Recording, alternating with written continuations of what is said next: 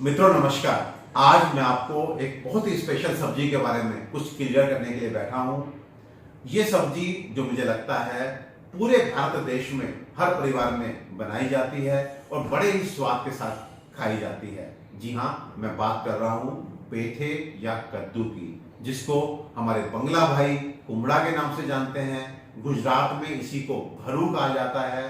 तेलुगु भाई इसी को गुमड़ी बोलते हैं। हमारे मराठी भाई इसी को कोला बोलते हैं और बनारस में इसको काशी फल के नाम से भी बुलाया जाता है। इसका बहुत अधिक धार्मिक महत्व भी है, इसलिए आप देखेंगे जब भी कोई हमारा धार्मिक पर्व होता है, कोई अनुष्ठान होता है, कोई भंडारा होता है, तो वहां पर कद्दू की सब्जी जरूर बनाई जाती है। अगर इस कद्दू के चिकित्सीय गुणों को आप जानना चाहते हैं तो बहुत ही खुशी के साथ, बहुत ही गर्व के साथ बताना चाहता हूं कि इस पूरी सृष्टि में 8-10 ऐसे द्रव्य हैं, 8-10 ऐसे खाद्य पदार्थ हैं जिन्हें हमारे आचार्यों ने सर्व दोष हर कहा है। यानी कि इस सब्जी का हमारे शरीर पे इतना अच्छा प्रभाव होता है कि वात, पित्त एवं कफ, ये जो 3 दोष हमारे शरीर में होते हैं, इन तीनों को ही ये समावस्था में रखता है। कोई ऐसी बीमारी होगी जहां पर इसका सकारात्मक यानी कि अनुकूल असर ना पड़ता हो, चाहे वो एसिडिटी हो, पेठे से ठीक हो जाएगी। आपको कॉन्स्टिपेशन रहता हो, पेठे से ठीक हो जाएगा। आपको पेशाब खुल के ना आता हो तो पेठे से ठीक हो जाएगा। इसके अलावा ये एल्केलाइन है, ये क्षारीय है, इसको one of the best alkalizing agent बोला जाता है। और बॉडी जितनी एल्केलाइन रहती है उतनी बीमारियां दूर रहती हैं। साथ ही साथ इस पेठे में आपके मानसिक तनाव को दूर करने का अद्भुत गुण प्रेजेंट होता है। यदि आपको इरिटेबिलिटी रहती है, आपको एंगर है, आपको एंजाइटी है, आपको डिप्रेशन है, आपकी याददाश्त कमजोर हो गई है, आपको नींद ठीक नहीं आती, तो पेठा इन सब बीमारियों से आपको मुक्ति दिला सकता है।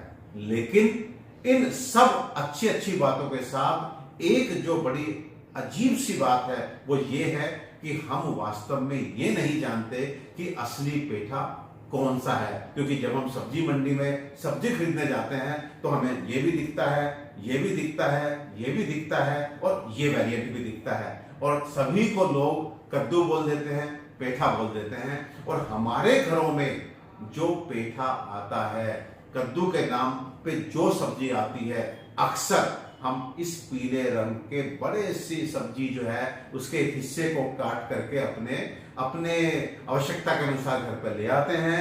लेकिन मैं आपको बताना चाहता हूं, जितने गुण मैंने पेठे के बताए वो गुण तो दूर, ये वाली सब्जी जो आप घर पे पकाते हैं इसको तो पचाना भी मुश्किल है। कहने का मतलब है कि कद्दू का ये वाला रूप आपके लिए अच्छा नहीं है।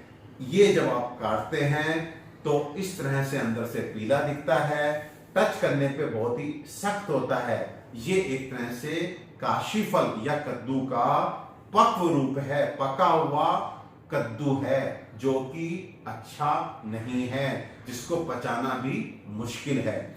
ये पकने से पहले इस रूप में होता है, यानी कि बाहर से हरा और अंदर से भी जब इसको देखेंगे तो हल्का पीले रंग का होता है, लेकिन नरम होता है, कोमल होता है।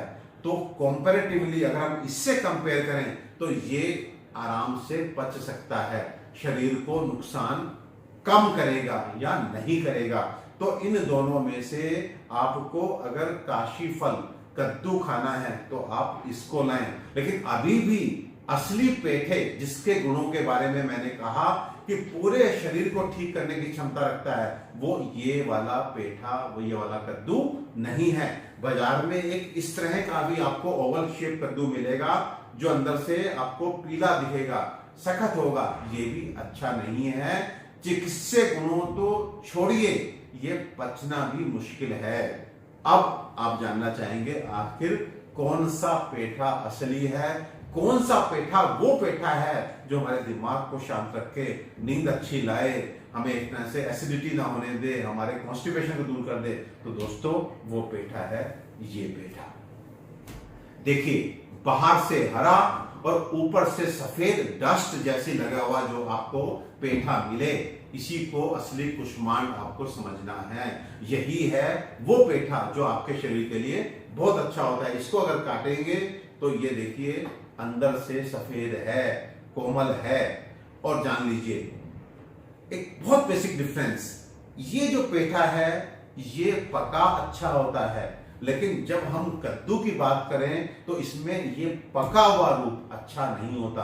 अगर आपको काशी फल खाना है तो आप अपक्व यानी कि जो नया हो, कोमल हो, बाहर से हरा हो, वो आपके लिए ठीक ठाक है। मैं फिर बोल रहा हूं ठीक ठाक है।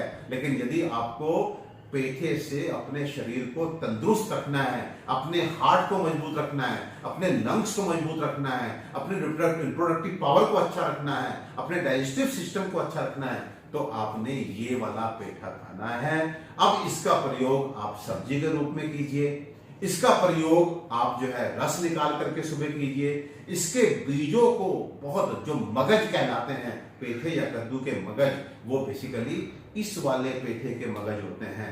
तो दोस्तों आज से अपने सारे कंफ्यूजन को दूर करो। पेठा जो भगवान पे चढ़ाया जाता है, जो नवरात्रों में देवी पे चढ़ाया जाता है, वो असली पेठा ये हरे रंग का है, जिसकी पहचान ये है कि इसके बाहर क्योंकि इसमें एल्कली है, इसका क्षार ये इसकी सरफेस पे व्हाइट डस्ट के रूप में आ जाता है। ये असली पेठा है। इसी को आप खाएंगे तो पूरे शरीर में ये नरिशमेंट देगा, आपको ताकत देगा। इसका आप सुबह खाली पेट रस पीजिए, इसको ऐश गार्ड के नाम से लोग जानते हैं। इसकी सब्जी खाइए, इसके बीजों को खा करके वो मगज खाइए, आपको हर तरह से ये फायदा करेगा। तो कद्दू या तो ये खाएंगे, या अगर आप इन जनरल ये खाना चाहें तो इसमें ये वाला खाएंगे, इनको मत खाइए। अब एक क्वेश्चन आपके दिमाग में आ सकता है कि जब इस कद्दू में इतने गुण हैं तो ये कद्दू बाजार में क्यों आता है, सबसे अधिक ये कद्दू देखने को क्यों मिलता है? क्योंकि ये कद्दू मीठा हो जाता है। कहीं ना कहीं ये कद्दू फीका होता है, ये कद्दू मीठा होता है, और स्वाद के चक्कर में ये प्रचलन में अधिक है। इस कद्दू को हम अधिक खाते हैं, लेकिन ध्यान रखिए हर मीठी हर स्वादिष्ट चीज अच्छी हो ये जरूरी नहीं है। फीकी चीज भी कभी कभी बहुत अच्छी होती है। तो ये उसी का एक उदाहरण है हमारा पेठा, जो थोड़ा फीका लगेगा लेकिन आपके शरीर के लिए इतना अच्छा है, आपके बच्चों के दिमाग के लिए इतना अच्छा है कि हफ्ते में 2 दिन 3 दिन पेठा जरूर खाएं। और पेठा कौन सा खाएं? ये वाला।